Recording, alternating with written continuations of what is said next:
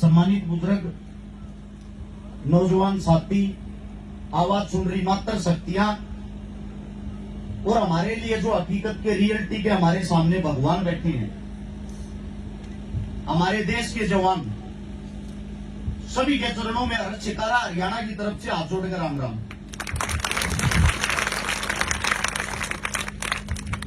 अब मेरे से पहले सर जी जो बातें बता रहे थे कि एक बात सुन के मेरा रोम रोम खड़ा हो रहा था। यहाँ पे बोलने में भी झिझक पैदा हो रही है। पहली बार ऐसा हुआ, लगभग पिछले 10 साल में 3700 से ज्यादा प्रोग्राम मैंने राजस्थान और हरियाणा के अंदर कर लिए।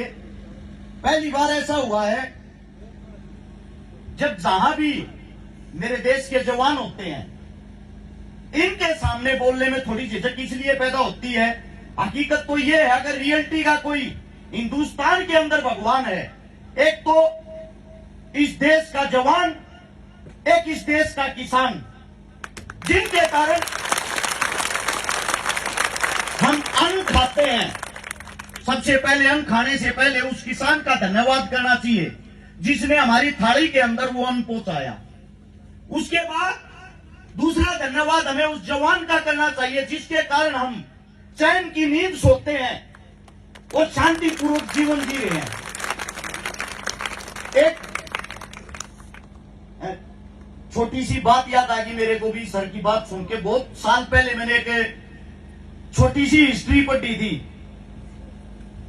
1941 के अंदर जिस वक्त हम गुलाम थे, 19 अगस्त को हिंदुस्तान के अंदर एक शेर ने जन्म लिया था जिसका नाम था जसवंत सिंह रावत।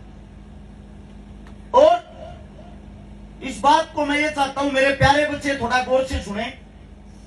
जैसे आज मेरे भाई साहब ने यहां पे एकेडमी खोली है, आने वाले समय में मैं इस देश का भविष्य तैयार करूंगा। ऐसे ही जसवंत सिंह रावत नाम का जो लड़का था, वो उत्तराखंड के पौड़ी का था। हमारे गांव में, देहात में, हरियाणा में, राजस्थान में जब हम पैदा होते हैं, अपने माँ बाप की उंगली पकड़ के चलना सीखते, हमारे को सबसे पहले सिखाया जाता है, बेटा दौड़ लगा, तेरे को फौजी बनना है। पहला शब्द हरियाणा और राजस्थान के अंदर यही सिखाया जाता, बेटा मेहनत कर, दौड़ लगा, तेरे को इस देश का जवान बनना है। वो जसवंत सिंह रावत जिसके अंदर ये जुनून था, एक गरीब कुटिया में, एक झोपड़ी में पैदा हुआ। मेहनत कर करके प्रथम बार जब वो देश की सेना में भर्ती होने के लिए गया, वो फेल हो गया। उसने दोबारा से फिर कोशिश की और वो भारतीय देश का फौजी बन गया। उसी वक्त 1962 के अंदर भारत चीन का युद्ध चल रहा था। जिस जगह का नाम था नूरानांग, उस जगह में लगभग 14,000 फीट ऊंचाई पे हमारे देश के जवान इसी महीने के अंदर करारी ठंड में युद्ध लड़ रहे थे।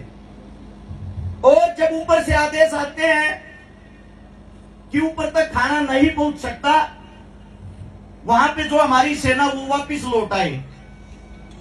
उसी के अंदर जो जसवंत सिंह रावत था, उसने साफ मना कर दिया, मैं हिंदुस्तान का एक जीता जागता शेर हूं। जब तक मेरी रगों में ये खून दौड़ेगा, मैं वापिस नहीं जाऊंगा, अकेला ही चीन से लड़ूंगा। आज इसी महीने के, आज से 11 दिन पहले, यानी कि 17 नवंबर को, वो शेर, वो हिंदुस्तानी शेर आखिरी के 72 घंटे, यानी कि भूखा प्यासा लगातार 3 दिन अकेला इंसान पूरे चीन से लड़ता रहा और चीन के 300 जवानों को अकेले इंसान ने मार गिराया। अब आप लोग बताइए, क्या आम आदमी कोई ऐसा काम कर सकता है? अगर हमारे लिए भगवान ये नहीं है तो और कौन है? लेकिन दुख इस बात का है, हमारे जो बच्चे हैं, युवा हैं, जो आजकल सोशल मीडिया का सहारा लेते हैं, फेसबुक चलाते हैं, इंस्टाग्राम चलाते हैं। आप लोगों को बता दूं, आप लोग सबसे ज्यादा किन चीजों को देखना पसंद करते हो? सलमान खान, सनी लियोन, उनसे क्या शिक्षा मिलती है हमारे को? हमारे देहात में अगर हमारे को कोई शिक्षा देता है, वो शिक्षा देने वाले आप लोगों के सामने बैठे हैं। माता पिता से बड़ा कोई भगवान नहीं। उसके बाद अगर किसी का नंबर आता है तो गुरु होता है, और गुरु वो होता है जिससे हमें शिक्षा मिलती है। गुरु एक नहीं, गुरु अनेक हो सकते हैं। आप जितना आगे बढ़ते जाओगे, जितना आपकी उम्र बढ़ती जाएगी, आपका तजुर्बा, आपके गुरु, आपकी शिक्षा उतनी ही बढ़ती जाएगी। मैं आप लोगों को ये बातें, ये कहानी इसलिए बता रहा हूं, जिस जसवंत सिंह रावत की बात आप लोगों के बीच रखी, आज उनको हम बाबा जसवंत सिंह रावत के नाम से जानते हैं। आज उनका मंदिर बना हुआ है उसी जगह पे, और आज तक हमारे देश का वो सिपाही मृत घोषित नहीं है, आज भी हमारे देश की रक्षा करता है।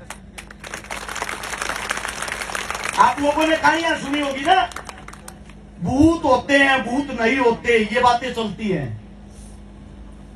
हमारे देश के ऐसे ऐसे जवान हुए हैं जिन्होंने 1962 के अंदर युद्ध लड़ते लड़ते जिनकी गर्दन को काट के चीनी सैनिक अपने साथ लेके गए थे। ये कैसा इंसान, अकेले ने हमारे 300 आदमियों को मार गिराया और सम्मान के साथ उस शेर के उस शव को वापिस लौटा के गए। आज वो चीनी भी उनको सैल्यूट करते हैं, हिंदुस्तान के जवान को। ये हमारे जवानों की ताकत है। अगर आप यहां आए हो, हमारे सामने जो जीते जागते भगवान है, मैं आप सभी से इतना ही कहना चाहूंगा, इनके अंदर से कुछ न कुछ गुण सीखकर ही अपने घर वापिस जाएं।